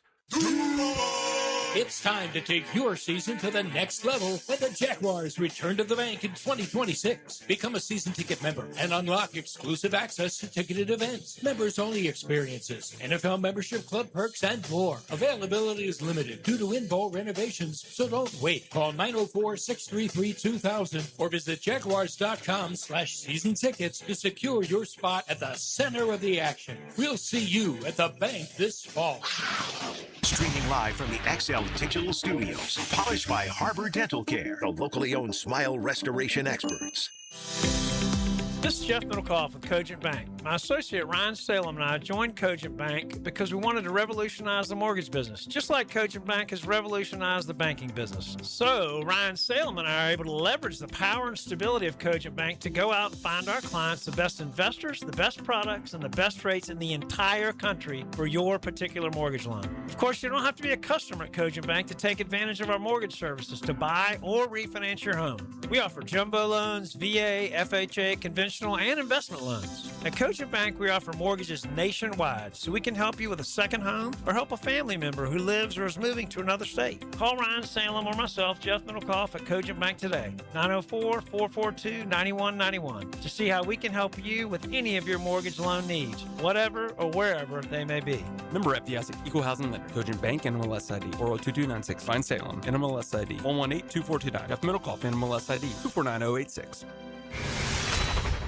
Looking for an exciting, fun-filled evening your whole group can enjoy? Discover the thrill of indoor football.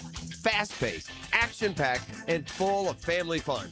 Be there as your Sharks take on the New Mexico Chupacabras Saturday, May 2nd at the VyStar Veterans Memorial Arena. Kickoff, 7 o'clock. Don't miss the action-packed halftime performance by Showtime USA. Ask about our family 4-packs. 4 tickets and $50 in food vouchers, all for only $100. To purchase tickets, go to jacksharks.com or call 904-621-0700. That's 904-621-0700. It's Education Appreciation Night, presented by the University of North Florida. All teachers, administrators, and school staff get our special buy one, get one free ticket deal. Join us on the field after the game for our free autograph session, sponsored by Flight Adventure Park. Tickets start at just $15. Get yours today at 621-0700. That's 621-0700. Sharks football, where memories are made. Go Sharks! T-Mobile has an exclusive bundle for customers 55 and up. I'm Sarah Bowl. Yeah, I'm Frank Bowl. A reliable network is key for us. And with T-Mobile, it's been wonderful. And going to the 55 plus plan saved us so much money. A lot. And that's important. Trying to keep costs down. The home internet's been perfect. It's fast, it's quick. The setup was so easy, it took less than 15 minutes. It was like, ta-da! If you want simplicity, coverage, reliability, you want the whole package, T-Mobile has it. Right now, T-Mobile customers 55 and up can get 2 phone lines on America's best network, plus America's fastest 5G home internet for just $30 each. $30 per month each line with autopay plus taxes and fees. Minimum age 55. Pricing for home internet rely on 2 lines of Essentials Choice 55. $35 connection charge per line required. Best mobile network and fastest 5G home internet based on analysis by Ookla of Speed Test Intelligence data 2H 2025. All rights reserved. Mike Dempsey, if you're thinking about a bathroom upgrade, maybe turning that old tub into a safer walk-in shower, check out 5 Star Bath Solutions. I shopped around, talked to several companies, and I chose 5 Star because their customer service was simply incredible. Responsive, honest, upfront about the entire project, and their pricing was even better than expected. When you're ready for a fresh look, better comfort, and a bathroom space you'll love using every day, schedule your free consultation at 5starbathsolutions.com and get the 5-star experience. 1010XL, presented by Farah and Farah, exclusive injury law firm of the Jacksonville Jaguars. Focused, fueled, fearless, Farah. Here's another call on the 1010XL hotline, driven by Key Buick GMC, home of the lifetime powertrain warranty. Back here on 1010XL and 92.5 FM in the city of Jacksonville. We are glad you are with us. Well, we mentioned this earlier this week. The Florida Gators and head coach John Summerall, boy, they remain red hot on the recruiting trail. Obviously, it started by getting the big 5-star offensive lineman Maxwell Hiller out of Pennsylvania, but it has not stopped. They have gotten several commitments in the last couple of weeks, including 3 in the last 7 days. Let's talk about all of it with Tyler Harden, 24/7 Sports Swamp 247. He does a terrific job covering the Florida Gators down in Gainesville, and Tyler's always kind enough to join us here on 1010XL. Tyler, how you doing? Man, I'm good. How are you? Tyler, we're good. Thank you so much for the time. The last time you and I talked, Florida had landed 3 big commitments back to back to back, and they were red hot then. But that was over 2 weeks ago. And now 2 weeks later, they've once again landed 3 big commitments in the last couple of days. Why are things going so well right now for John Summerall on the recruiting trail? Yeah, I mean, obviously the talent is there with these additions, but I feel like the main takeaway in my mind is how early this class is coming together. Florida's class is already at 10 commitments, and we haven't even hit the summer yet, where, the summer, of course, is the most, hectic time, I guess you could say, on the recruiting trail with official visits. But we're already sitting at 10 commitments with this Florida class. And I don't know if that's just trends in college football recruiting maybe changing with NIL. Guys want to get off the board early and kind of secure wherever they want to go. But, nonetheless, I feel like the class coming together as early as it is only a good sign when it comes to how much these guys want to be a part of the class. Tyler, it's night and day from the Billy Napier era. And I guess my question is that an indictment on what Napier did? Is Summerall going above and beyond the call of duty, or maybe equal measures of both? Yeah, I think it's a little bit of both. I feel like this staff under John Summerall kind of came with a little bit of a fire under all of them, and just kind of wanting to go above and beyond. They frequently bring up they want to wake up this giant when they refer to the Florida football program, and I feel like it all starts with recruiting. You hear that all the time, and I feel like they really took that to heart. Just getting guys on campus that that level of talent hasn't been on campus in a very long time, let alone committing to the program. So I feel like the staff has definitely taken it to heart and said, hey, we're going to be the ones that turn this around. But it's also just a change from what Florida's seen in the last, couple of head coaches and staffs, I guess you could say. Tyler Harden, 24/7 Sports, Swamp 247. All right, the last time we had you on, it was all about Maxwell Hiller, the big 5-star offensive lineman from Pennsylvania.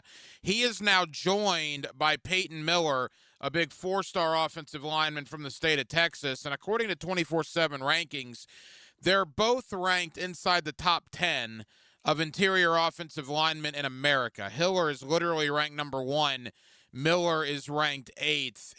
Look, quarterbacks and running backs and wide receivers, they sell the tickets, Tyler, but an offense is only as good as your offensive line, and Florida's gotten 2 of the best in the nation in the last couple of weeks. Yeah, Miller is, definitely one of the top centers in the country. And I feel like Florida getting not only another offensive lineman of that caliber, but a center of that caliber is few and far between.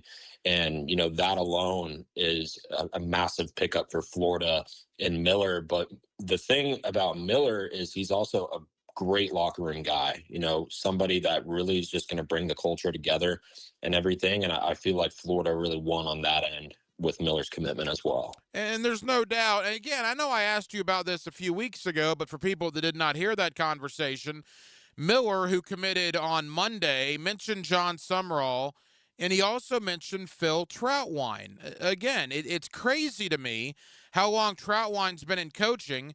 that no other Gator coach had tried to get him to come down here. Or maybe they had, it just hadn't worked out for whatever reason. But he comes in, and in 3 months, Phil Trautwein has helped Florida land 2 of the best offensive linemen in America. Yeah, I feel like when Trautwein made the move to Florida in December, he wasn't really the only one that made a move, at least onto Florida's radar.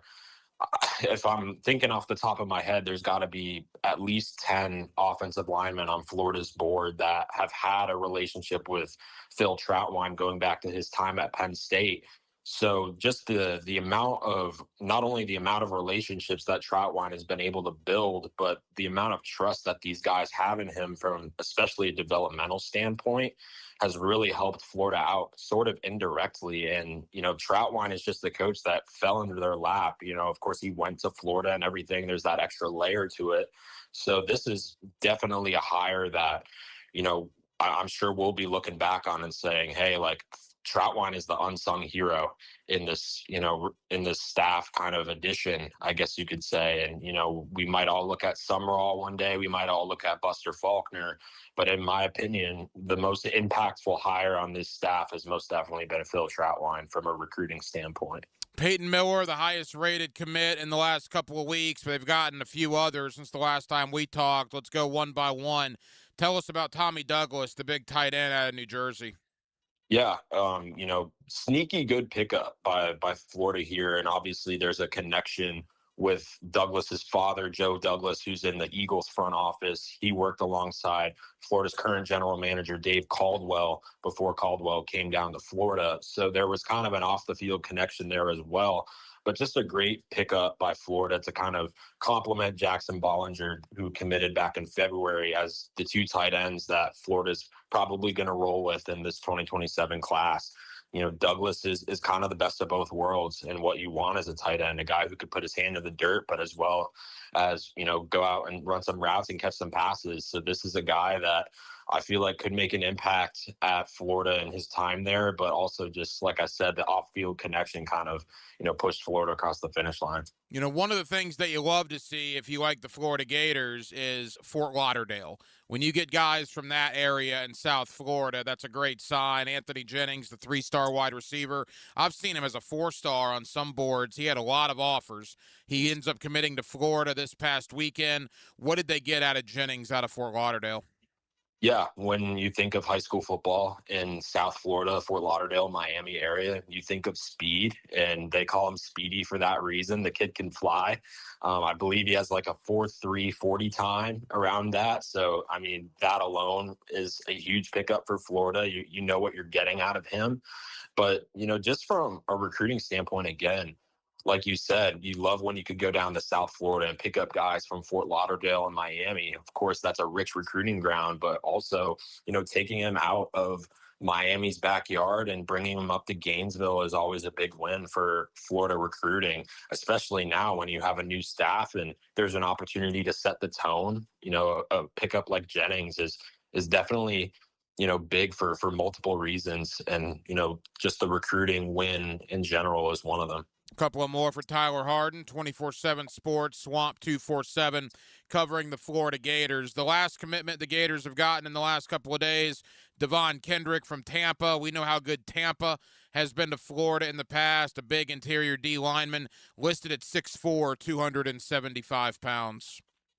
Yeah, no, another sneaky pickup that, Florida kind of moved quickly on to land his commitment. Florida only offered back in March. Ever since was really a legitimate contender in his recruitment. And Kendrick made it back up to campus for the spring game, and that's really kind of what sealed the deal in his mind. Just another, up and coming defensive lineman that's kind of hitting his stride at the perfect time. He's kind of got that imposing figure, like you said. So Florida's definitely getting, size on the defensive line. And I feel like Kendrick's addition is one of several that could be coming in the near future on the defensive line. And I want to talk about things that Gator fans need to be on the lookout for. But in looking at the list here, 10 commitments from 6 different states. You got Pennsylvania, you got Florida, obviously. Then you got Texas, New Jersey, Ohio, and Georgia. Obviously, John Summerall and the Gators are branching out and bringing kids into Florida without necessarily just sticking around in the state. Yeah, I mean, obviously in-state has to be your bread and butter, but I feel like the more the merrier when it comes to territories you can kind of have a presence in. Of course, going up north is something Florida hasn't always done. And, like I said, with Troutwine having, ties to the Northeast, being at Penn State, he kind of brought that with him. And of course, Georgia Tech, a good amount of that staff is from Georgia, at least coached in Georgia. So, kind of bringing those connections down to Florida is good as well. Of course, Georgia just all around a fertile recruiting ground. So anytime Florida can go into the Peach State and pick up some recruits is always a good thing. So kind of not only setting the tone in state, but hitting the important recruiting grounds out of state. Peyton Miller, coming out of the DFW area, another huge recruiting ground that Florida's been able to tap into early. That's just key on how to build an all around, solid recruiting class, is not only just sticking to your guns in state, but being able to go out of state and say, hey, like, we have a presence in some of the most important recruiting grounds in the country. Well, one of the things I said earlier this week is Florida fans need to take a still shot of the rankings right now on 24/7 because they're actually ranked higher than Georgia. Will that last? I don't know, but I can't remember the last time Florida was above Georgia in anything involving football recruiting, and they are right now in late April here in 2026. All right, we've had 4 commitments for Florida in the last couple of weeks. What's on the horizon? What do Gator fans need to be on the lookout for? Yeah, so as of right now, there's 2 dates to kind of mark on your calendars. Keep in mind whatever you want to do. May 5th, 3-star safety Caleb Dillard out of Tulsa, Oklahoma, is going to be committing between Florida, Georgia, and Oregon. After talking to sources, I love Florida's position here. He's been on campus multiple times since the start of the new year. And of course, the flight to Oklahoma to Florida isn't always the easiest one. So I feel like that is telling alone. And Florida's done all the right things to kind of stay on his radar. So I love Florida's position going into that commitment. And then going back down to South Florida on May 6th, 3-star defensive lineman Steve Bentley Kamaju Yandui is going to be making his commitment between Florida, Miami, Auburn, Georgia, and Texas. Again, I love Florida's position here. He's been on campus also multiple times. In the past couple of months, he was back on campus for the spring game where he brought his mother in from England. Steve is originally from England. So his mother flew in. First college she's seen in his recruitment.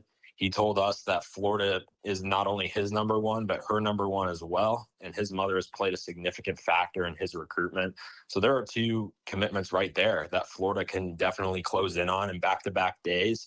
And, on that note, I don't think Florida's going to be slowing down here in the next couple of weeks. As we talked about, the summer months are pretty hot and heavy with recruiting now because a lot of these kids want to get it over with before their senior year of high school begins in August. Tyler, final question.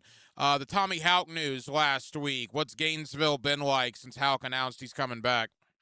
It's exciting times, not only on the football end, but the basketball end as well. Of course, how the basketball season ended in, unexpected fashion. Florida fans on all cylinders have just needed some, things to lift their spirits. And obviously on the recruiting end, that's, provided some excitement. But, anytime you could get some basketball excitement as well is always a good thing. So how can, returning to the Gators for the next season is definitely huge for the basketball program. Tyler, tell the good folks here in Jacksonville about Swamp 247 and the coverage you guys will have moving forward. Yeah, like I said, those 2 dates in May are huge for Florida. We're going to be all over it, and just all the recruiting happenings that are happening in the Florida landscape. Recruiting is a quickly moving industry. So, we've been all over it, and we're going to continue to do so into the summer. Tyler Harden of 24/7 Sports, Swamp 247. Tyler, I know you're busy, man. Thank you for the time. We'll do it again soon, pal. Of course, always. Thank you for having me. And thank you to Tyler Harden, Swamp 247, part of the 247sports.com network, for joining us tonight here on Hacker After Dark. As look, John Sumrall and the Florida Gators doing really good work on the recruiting trail. They have a top 10 class as it stands right now in 2027. They have 10 commitments so far, as we talked about with Tyler. They've gotten a 5-star offensive lineman, a 4-star offensive lineman, a 4-star quarterback, a 4-star defensive back, a couple of 3 stars mixed in there as well. They have done really good work. And again, they haven't even coached a game on the field yet and won't do so for another 4.5 months. So John Summerall, Phil Troutwine, and that staff in Gainesville doing really good job. And again, look, quarterback, running backs, wide receivers, those sell the tickets, right? Those get on the highlight reels. What wins games for you, at least on offense, is your offensive line. And the Florida Gators have Maxwell Hiller, a 5-star offensive lineman committed out of the state of Pennsylvania.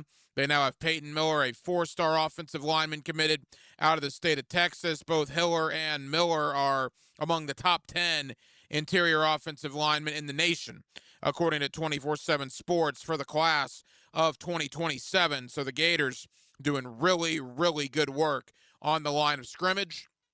And as Tyler said, there are some names and some dates to keep mind of, a couple of commitments potentially for Florida in the early part of May that we'll have to keep an eye on. And these commitments for every team will heat up as a lot of these guys, these high school guys, want to get this recruiting bit done and be committed before their senior year of high school begins in the month of August. So we certainly spent some time on that, but as you can imagine, an overwhelming majority of our time was spent on both the NBA playoffs and the continued fallout from the NFL draft. The Orlando Magic, a 3-1 lead over the Detroit Pistons. They can close out Detroit. The 8 can close out the 1 tomorrow night in Game 5. We'll certainly see what happens there. And again, the Jaguars, we talked a lot of draft review, and we'll continue that conversation really all week long right here on Hacker After Dark. Well, that will just about do it, man. Very, very busy Tuesday evening. We certainly appreciate you guys hanging out with us on 1010XL and on 92.5 FM. And we have a ton of people to thank. Again, Tyler Harden, 24/7 Sports, Swamp 247, covering the Florida Gators. Thank you to my buddy Jamal St. Cyr of Channel 4 for joining us this evening to look back on the Jaguar draft. And also Emery Hunt, the owner of Football Game Plan. You also see him on CBS Sports HQ. We certainly appreciate Emery for taking time out for us this evening to recap the Jacksonville Jaguar 2026 draft class. Now, a reminder for later in the week, tomorrow night, normal time, 8 o'clock to 10 o'clock, but on Thursday and Friday this week, we are 6 to 8. So mark your calendars, Thursday and Friday to close out the week, 6 o'clock to 8 o'clock here on Hacker After Dark. We'll be right back here at 8 o'clock to 10 o'clock tomorrow night for a Wednesday night edition. Aaron Williams was your producer tonight. Aaron, great job as always. I'm the Hacker Ryan Green. And again, Jacksonville, thank you for spending part of your Tuesday evening with us right here on Hacker After Dark on 1010XL and on 92.5 FM. So for all of us here on HAD, have a terrific remainder of your Tuesday evening, and we will talk to you again tomorrow night on a Wednesday beginning at 8 o'clock. Until then, good night.